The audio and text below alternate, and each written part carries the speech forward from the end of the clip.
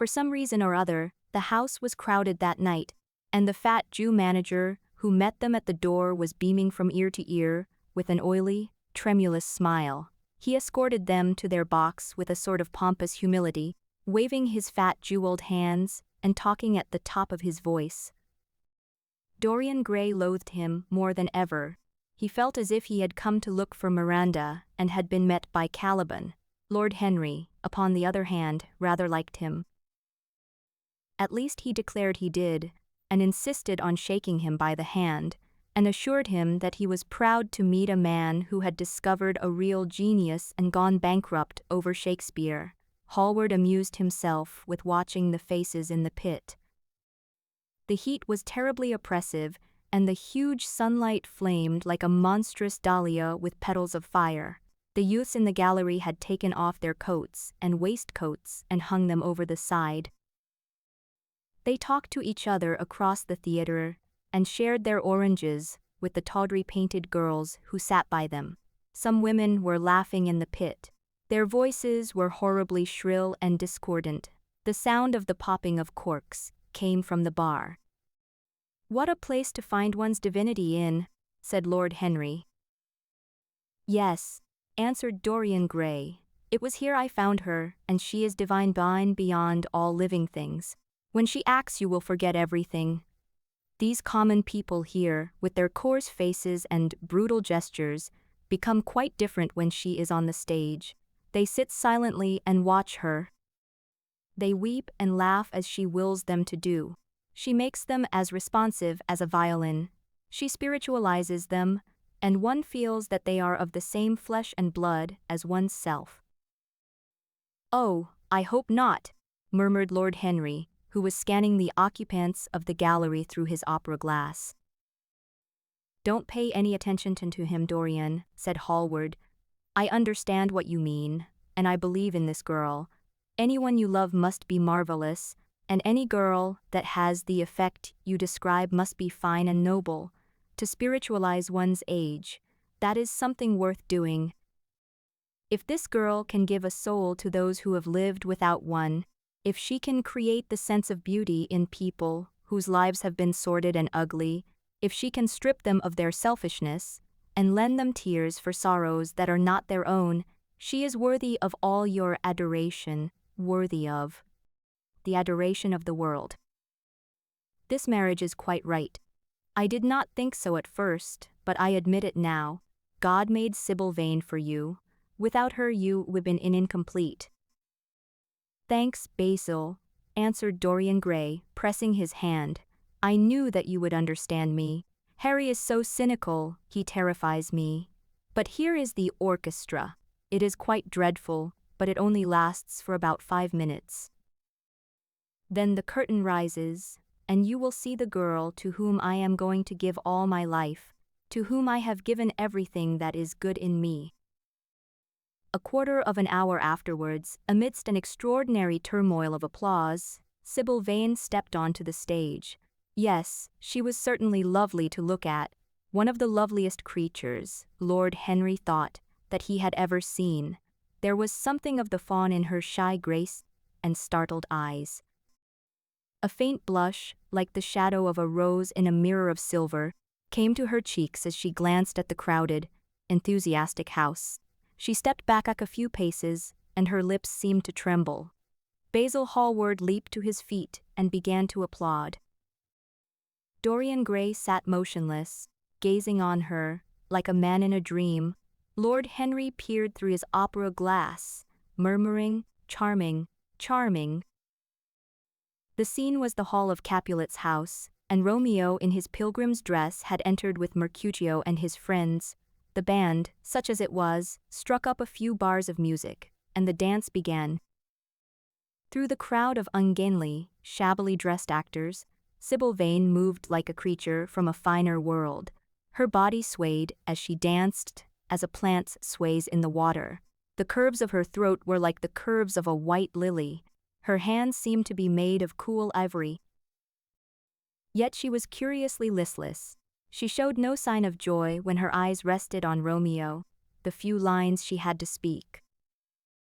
"Good pilgrim, you do wrong your hand too much. which mannerly devotion shows in this. For saints have hands that pilgrims' hands do touch, and palm to palm is holy palmer's kiss. With the brief dialogue that follows, were spoken in a thoroughly artificial manner.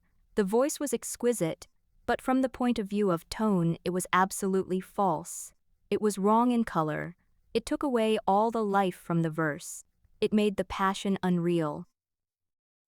Dorian Gray grew pale as he watched her. Neither of his friends dared to say anything to him. She seemed to them to be absolutely incompetent. They were horribly disappointed. Yet they felt that the true test of any Juliet is the balcony scene of the second act. They waited for that. If she failed there was nothing in her. She looked charming as she came out in the moonlight. That could not be denied. But the staginess of her acting was unbearable, and grew worse as she went on. Her gestures became absurdly artificial. She overemphasized everything that she had to say. The beautiful passage. Thou knowest the mask of night is on my face, else would a maiden blush bepaint my cheek, for that which thou hast heard me speak tonight was declaimed with the painful precision of a schoolgirl who has been taught to recite by some second-rate professor of elocution. When she leaned over the balcony and came to those wonderful lines, "Although I joy in thee, I have no joy of this contract tonight. It is too rash, too unadvised, too sudden, too like the lightning, which doth cease to be ere one can say, it lightens. Sweet good night. This bud of love by summer's ripening breath may prove a beauteous flower when next we meet." She spoke the words as if they conveyed no meaning to her. It was not nervousness. Indeed, so far from being nervous, she seemed absolutely self-contained. It was simply bad art. She was a complete failure. Even the common uneducated audience of the pit and gallery lost their interest in the play. They got restless and began to talk loudly and to whistle. The Jew manager, who was standing at the back of the dress circle, stamped and swore with rage. The only person unmoved was the girl herself. When the second act was over there came a storm of hisses, and Lord Henry got up from his chair and put on his coat. "She is quite beautiful, Dorian," he said, "but she can't act. Let us go." "I am going to see the play through," answered the lad in a hard, bitter voice. "I am awfully sorry that I have made you waste an evening, Harry. I apologize to both of you." "My dear Dorian, I should think Miss Vane was ill," interrupted Hallward. "We will come some other night." "I wish she was ill," he rejoined, "but she seems to me to be simply callous and cold. She has entirely altered. Last night she was a great artist. Tonight she is merely a commonplace, mediocre actress." "Don't talk like that about anyone you love, Dorian. Love is a more wonderful thing than art." "They are both simply forms of imitation," murmured Lord Henry. "But do let us go. Dorian, you must not stay here any longer. It is not good for one's morals to see bad acting. Besides, I don't suppose you will want your wife to act. So what does it matter if she plays Juliet like a wooden doll? She is very lovely, and if she knows as little about life as she does about acting, she will be a delightful experience. There are only two kinds of people who are really fascinating: people who know absolutely everything, and people who know absolutely nothing."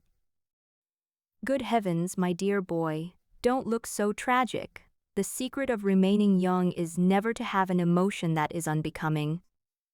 Come to the club with Basil and myself. We will smoke cigarettes and drink to the beauty of Sybil Vane. She is beautiful. What more can you want?"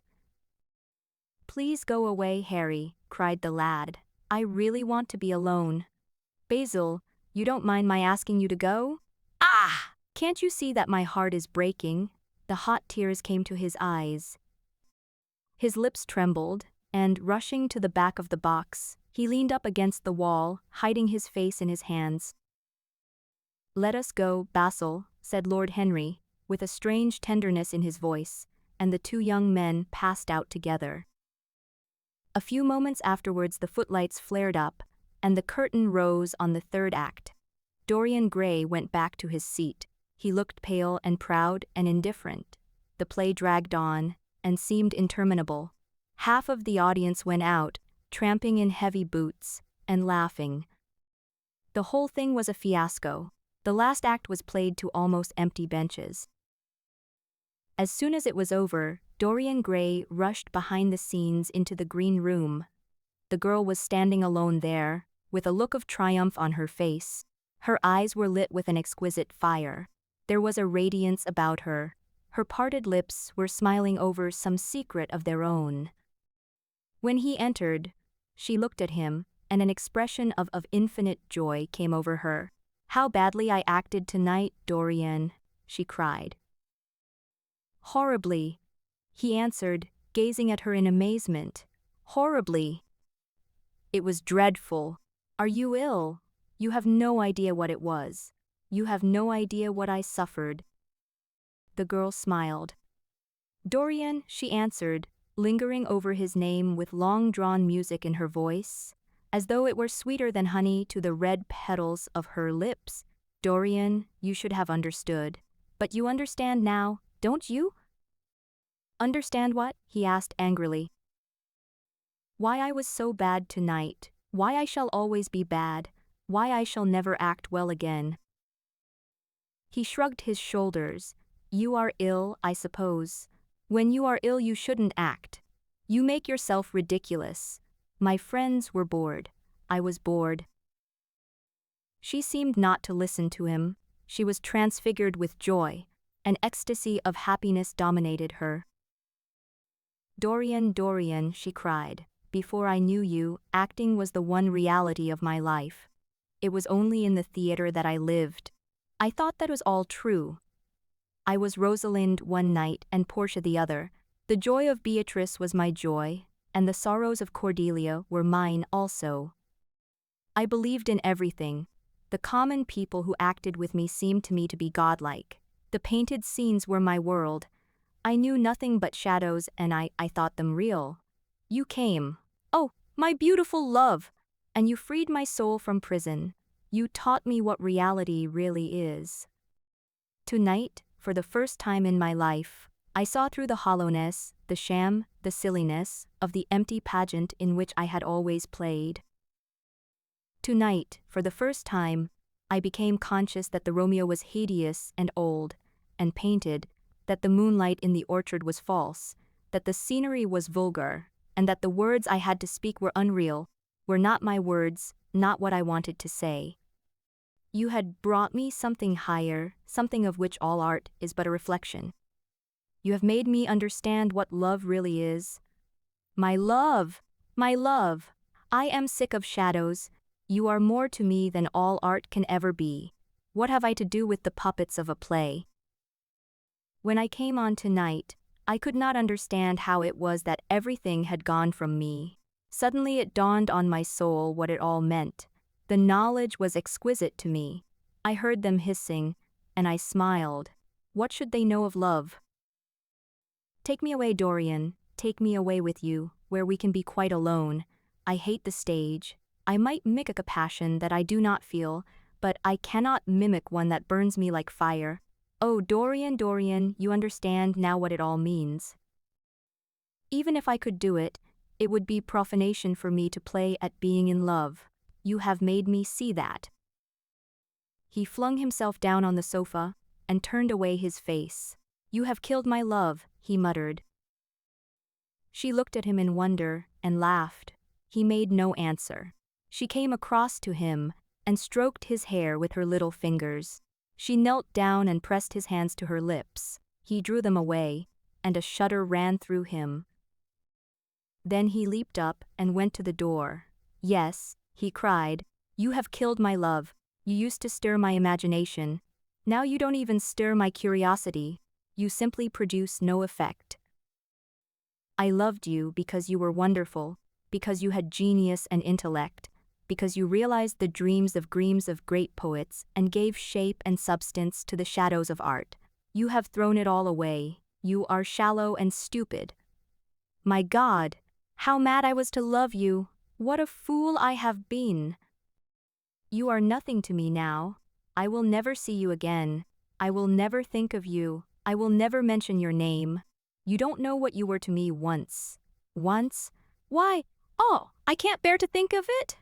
I wish I had never laid eyes upon you. You have spoiled the romance of my life. How little you can know of love if you say it mars your art. What are you without your art? I would have made you famous, splendid, magnificent. The world would have worshipped you, and you would have belonged to me. What are you now? A third-rate actress with a pretty face. The girl grew white and trembled. She clenched her hands together, and her voice seemed to catch in her throat. You are not serious, Dorian, she murmured. You are acting. Acting. I leave that to you. You do it so well, he answered bitterly. She rose from her knees, and, with a piteous expression of pain in her face, came across the room to him. She put her hand upon his arm and looked into his eyes. He thrust her back. Don't touch me, he cried. A low moan broke from her, and she flung herself at his feet and lay there like a trampled flower. Dorian, Dorian, don't leave me, she whispered. I am so sorry I didn't act well. I was thinking of you all the time, but I will try, indeed, I will try. It came so suddenly across me, my love for you. I think I should never have known it if you had not kissed me, if we had not kissed each other. Kiss me again, my love. Don't go away from me. I couldn't bear it. Can't you forgive me for tonight? I will work so hard. And try to improve. Don't be cruel to me, because I love you better than anything in the world. After all, it is only once that I have not pleased you. But you are quite right, Dorian. I should have shown myself more of an artist. It was foolish of me, and yet I couldn't help it. Oh, don't leave me, don't leave me. A fit of passionate sobbing choked her. She crouched on the floor like a wounded thing, and Dorian Gray, with his beautiful eyes, looked down at her, and his chiseled lips curled in exquisite disdain. There is always something ridiculous about the passions of people whom one has ceased to love. Sybil Vane seemed to him to be absurdly melodramatic. Her tears and sobs annoyed him. I am going, he said at last in his calm, clear voice. I don't wish to be unkind, but I can't see you again. You have disappointed me. She wept silently and made no answer, but crept nearer to him. Her little hands stretched blindly out and appeared to be seeking for him. He turned on his heel and left the room. In a few moments, he was out of the theater. Where he went to, he hardly knew. He remembered wandering through dimly lit streets with gaunt black-shadowed archways and evil-looking houses. Women with hoarse voices and harsh laughter had called after him. Drunkards had reeled by cursing and chattering to themselves like monstrous apes. He had seen grotesque children huddled upon doorsteps and had heard shrieks and oaths from gloomy courts. When the dawn was just breaking, he found himself at Covent Garden. Huge carts filled with nodding lilies rumbled slowly down the polished empty street. The air was heavy with the perfume of the flowers, and their beauty seemed to bring him an anodyne for his pain. He followed into the market and watched the men unloading their wagons. A white smock carter offered him some cherries. He thanked him, wondered why he refused to accept any money for them, and began to eat them listlessly. They had been plucked at midnight, and the coldness of the moon had entered into them. A long line of boys carrying crates of striped tulips and of yellow and red roses defiled in front of him, threading their way through the huge jade-green piles of vegetables. Under the portico, with its gray sun-bleached pillars, loitered a troop of draggled, bare-headed girls, waiting for the auction to be over. After some time he hailed a hansom and drove home. The sky was pure opal now, and the roofs of the houses glistened like silver against it. As he was passing through the library towards the door of his bedroom, his eye fell upon the portrait Basil Hallward had painted of him. He started back in surprise, and then went over to it and examined it. In the dim, arrested light that struggled through the cream-colored silk blinds, the face seemed to him to be a little changed. The expression looked different. One would have said that there was a touch of cruelty in the mouth. It was certainly curious. He turned round, and walking to the window, drew the blinds up. The bright dawn flooded the room, and swept the fantastic shadows into dusky corners, where they lay shuddering. But the strange expression that he had noticed in the face of the portrait seemed to linger there, to be more intensified even. The quivering, ardent sunlight showed him the lines of cruelty round the mouth, as clearly as if he had been looking into a mirror after he had done some dreadful thing.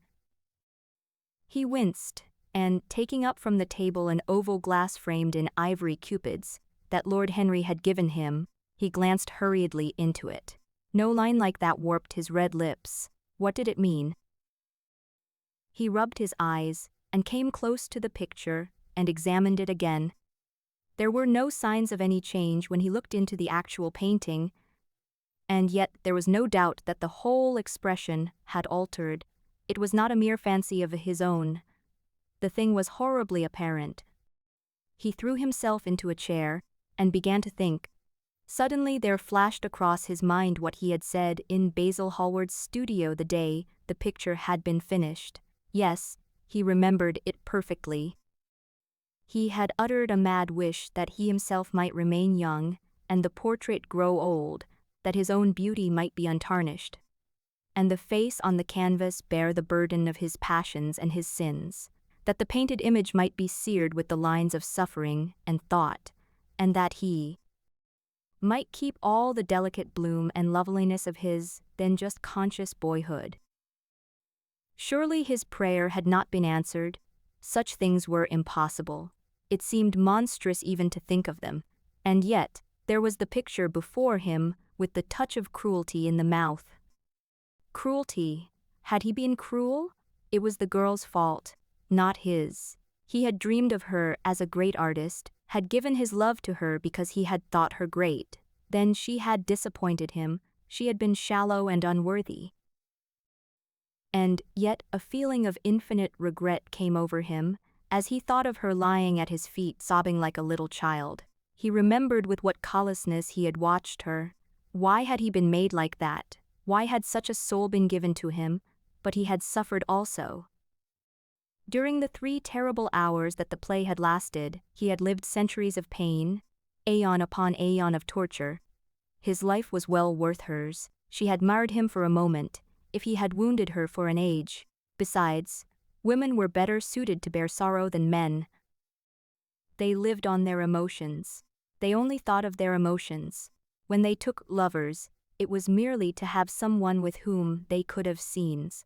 Lord Henry had told him that, and Lord Henry knew what women were. Why should he trouble about Sybil Vane? She was nothing to him now. But the picture, what was he to say of that? It held the secret of his life, and told his story. It had taught him to love his own beauty. Would it teach him to loathe his own soul? Would he ever look at it again? No, it was merely an illusion wrought on the troubled senses. The horrible night that he had passed had left phantoms behind it. Suddenly there had fallen upon his brain that tiny scarlet speck that makes men mad. The picture had not changed. It was folly to think so. Yet it was watching him with its beautiful marred face and its cruel smile. Its bright hair gleamed in the early sunlight. Its blue eyes met his own. A sense of infinite pity, not for himself, but for the painted image of himself came over him. It had altered already, and would alter more. Its gold would wither into gray. Its red and white roses would die. For every sin that he committed, a stain would fleck and wreck its fairness. But he would not sin. The picture, changed or unchanged, would be to him the visible emblem of conscience. He would resist temptation. He would not see Lord Henry any more, would not, at any rate, listen to those subtle poisonous theories that in Basil Hallward's garden had first stirred within him the passion for impossible things. He would go back to Sybil Vane, make her amends, marry her, try to love her again. Yes, it was his duty to do so. She must have suffered more than he had. Child! He had been selfish and cruel to her. The fascination that she had exercised over him would return. They would be happy together. His life with her would be beautiful and pure. He got up from his chair and drew a large screen right in front of the portrait, shuddering as he glanced at it. How horrible! He murmured to himself, and he walked across to the window and opened it. When he stepped out on the grass, he drew a deep breath. The fresh morning air seemed to drive away all his somber passions. He thought only of Sybil Vane. A faint echo of his love came back to him. He repeated her name over and over again. The birds that were singing in the dew-drenched garden seemed to be telling the flowers about her.